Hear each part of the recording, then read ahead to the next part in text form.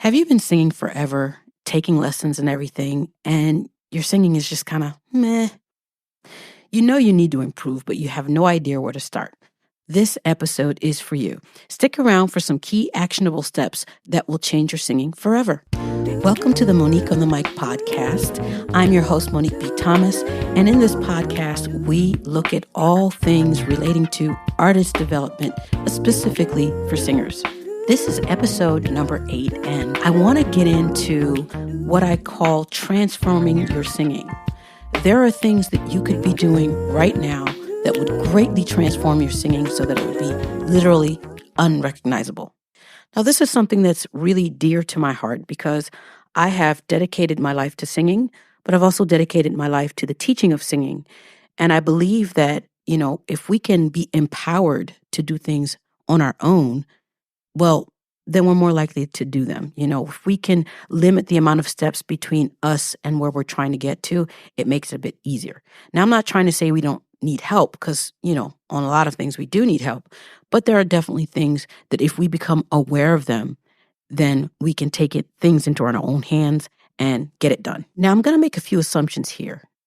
I'd like to assume that singers know they need to take voice lessons in order to get their voice to function properly. Well, at least singers who want to have a professional career, okay? So you know that you have to take voice lessons to get the voice to work. You also know that you need to sing in tune because if you don't sing in tune, nobody's going to want to listen to you, and voice lessons should help with that as well. We also know that we have to have some sort of sense of style. I mean, it's gotta have some sort of pizzazz or some zest to it. It's got to make people want to listen to you. You've got to be engaging and captivating, right? But I think what we don't know as individuals is how to greatly improve the songs we sing. That's what today's episode is all about, transforming your singing using the 3 essential elements of song. Here are the 3 elements: notes, words, and rhythm. Let's talk about notes for a second here. So notes are simply the pitches you actually sing on. And so included in the note would be the intonation. Are you in tune or not? So that's one thing. Then the next thing would be the quality of that sound or your tone. So is your quality muddy? Is it bright? Is it strident? Is it shaky? Is it luscious? Some of that quality comes from the natural quality of your instrument, but most of it comes from your vocal technique, and the intonation is tied to that. Another part of that note would be vibrato. So the ability to have a vibrato on a note is actually an extremely important part of your vocal technique because it lets us know that there's some form of balance going on in your voice. And just to make things easy for today, I'm going to say that it's ease of production. Not having a vibrato available lets us know that you still have a lot more work to do vocally. And this is regardless of the fact if you're going to use it or not in your song, you should have a vibrato available. It's sort of a way to understand if there's any sort of freedom in your instrument. These things are all tied to your vocal technique. And so that means that you should be spending a considerable amount of time developing them. In other words, this is the sound that we're going to hear. It's the base of what we're going to hear. And it helps people decide whether they like listening to you or not. So in other words, if you're out of tune, that's going to really mar your performance. Even if the other elements that we're going to talk about are in place, if your intonation is off, it's probably synonymous with eating a meal that mostly tastes good but has a strange aftertaste. That strange aftertaste after several bites of food is going to make you want to stop eating. And we never want anybody to stop eating or stop listening to what we're putting out there. So it's worth it to say that spending a great amount of time on vocal technique, which has the biggest effect on the quality of the notes you sing, means that it's worth it to really take that time. And in fact, it's not something we can or should skip over. Even if you're born with a great instrument and naturally you have a beautiful voice, you may only have a beautiful voice in a small part of your range. You might not have freedom and control over that. And so that's why we take voice lessons. So the next thing on my list is words. Words are mainly vowels. In fact, instead of words, I can say vowels because you cannot sing a note without a vowel. Even if you have your mouth closed when you're making a note, your tongue, which is a vowel maker, is always in a position and is always making a vowel. So you can't separate the two. So then it's easy to understand that the quality of the vowel you make also determines the quality of the note that you're making. So that means we have to get good at making vowels, right? Now, consonants are in there to help us with the intelligibility. So this combination of vowels and consonants using our articulators, this has to be a fluid movement. So our tongue has to be very agile and fluid in its movements, right? But once we have this sort of fluid movement, then it has to become expressive, sort of a personal expression. In other words, if you listen to certain singers, the way they hang on to words, the way they pronounce certain words, it lets those words stand out. It's almost like the words jump off the page and into your ear. Singers like Barbra Streisand or Sarah Vaughan, when you hear them say a word, they make you ponder that word because they've hung on it for a reason, and that reason becomes evidently clear. It also happens that those two people have very good notes or tone, if you will. So remember that words are tied to notes, and the quality of both leads to a more quality expression. Just one more thing as it pertains to words. So I talked about how fluid the tongue has to move and make these movements to make the vowels, which actually make the notes. We have to be able to do that with fluidity. Fluidity? Wow. We have to be able to do it really smoothly, but we also have to be able to do it fast because it leads to the third part of this equation, which is rhythm. And rhythm happens to be the thing that most people sort of gloss over. So what exactly is rhythm? Well, rhythm is essentially duration. Duration of the note, which is duration of a vowel, right? Now, that just simply means how long something lasts, and then the repeated patterns that we're going to use. What I find is that a lot of students sort of haphazardly start and end these rhythms. So the start off of the note is sort of kind of approximative, and then the end or cutoff is usually what I call a fade out, or just sort of letting the breathing just sort of wither and die rather than making a deliberate cutoff. Now, that doesn't mean that it has to be abrupt, but it does have to be clear and clean. And so when you listen to most singers, you can tell that they've spent little or no time developing their sense of time.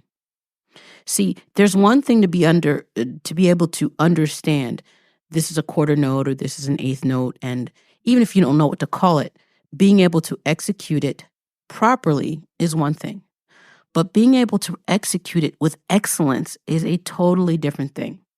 I like to think of rhythm as, let's say, stitching in clothing. You know, the stitching on clothing lets you know the quality of the clothing. If the stitching is cheap, you can tell because you'll see like double stitches, and in some places it's uneven, and some places the stitching is slightly coming out. But when you have quality clothing, the stitching is absolutely perfect. There's nothing out of place. Everything is exactly where it's supposed to be. It's very deliberate. Even the color of the stitching was designed to go perfectly with the garment. So the stitching, like I said, is the quality of your rhythm. Now, here's something I find very peculiar. Most students will come in to the studio and say, "Oh, I'm really bad with rhythm."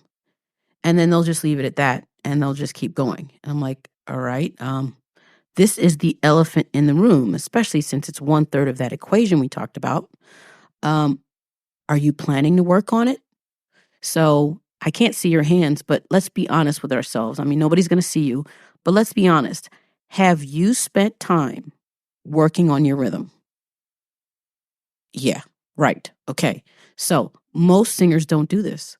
And it's like somehow you expect the stitching to be good, but you haven't spent time practicing it.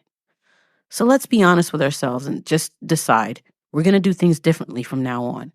This means we need to start doing rhythm exercises, or at least start to practice songs that include rhythms that are challenging for us.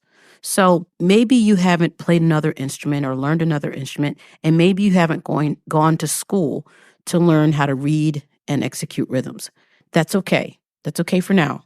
But what you could do is take some songs that maybe seem slightly challenging to you and work them rhythmically. So what would this look like? Let's say you take a phrase and rather than singing the notes, because remember the notes are going to include the pitch, which includes intonation, which also includes the vowel, we're just going to sing it in what we call a prosody style. So I like to call it kind of in a rap style or an excited spoken style. That takes one part of the equation away so that you can focus only really on the rhythm. So let me give you an example. Let's take Shaka Khan's song, Ain't Nobody. Now, you might not know this about Shaka Khan, but she was a drummer. She played the drums. And it makes total sense when you see how she goes about singing because she's a highly rhythmic singer, right? So very rhythmical singer. So you've got this song, captured effortlessly. That's the way it was. Happened so naturally. I didn't know it was love. What's interesting about that phrase is the rhythm of it. So if you sing the right notes, it's in tune, but the rhythm is kind of meh. Well, it ain't going to sound right, and it's certainly not going to sound like Shaka. So what might be a good idea to do is, again, take the notes off and just do it as a rap exercise. So,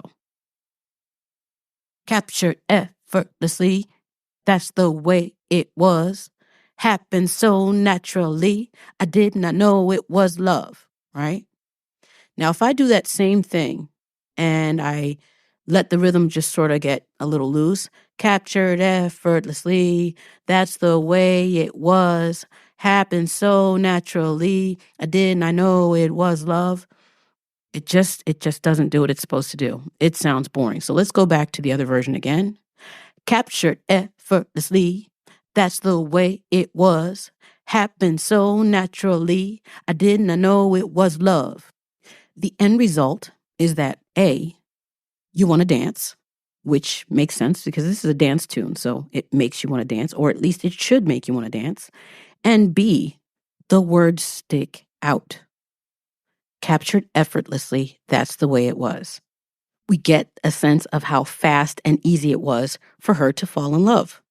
See, don't forget we're telling a story, and the way we articulate a story, so not just articulate talking about consonants and all of that, but the accents that we put on words matter. And part of those accents are built into the rhythm, especially if the song is well written. So now that we've looked at all three elements, I'd like to look at all of this from a different angle. On the one hand, we have notes and words, which are directly tied to vocal technique. And on the other hand, we have rhythms, which are tied to musicianship. So depending on your particular musical background, you may have spent more time on vocal technique, or you may have spent more time on musicianship skills. It really doesn't matter which side you are more heavy on. What really matters is that you balance the scales. So if you spent a lot of time developing musicianship skills, such as reading, writing music, understanding theory, maybe even playing an instrument, that's great. You can use that to help with your singing. But then you're still going to need the vocal technique. If you spent a large amount of time on vocal technique, that's fabulous, but you're still going to need to spend some time on the musicianship skills. And I'm putting it this way so that you can have a better idea of what you might be lacking currently. See, this is my thought, is that if you're aware of it, then you're in a better place to fix it. I think the real takeaway is that if you fix these elements in one song, you're actually learning hard skills. So that means that you're going to be improving these skills in other songs. So rather than just working on songs, you work on skills, and then these skills transfer to other songs that you learn. And on the other hand, ignoring these three elements is the best way to make sure that you stay an amateur. Who wants to be mediocre? Not me. Certainly not you. All right, well, that's enough for today. I hope you've enjoyed today's topic. And if you're looking for other topics, I would absolutely love for you to write to me. You can join me at info@moniquebthomas.com and send me your questions or comments or things you'd like for me to talk about in this podcast, because I'd like this podcast to be for you. So there you go. Have a wonderful day and make sure you work on these three elements. Musically, Monique.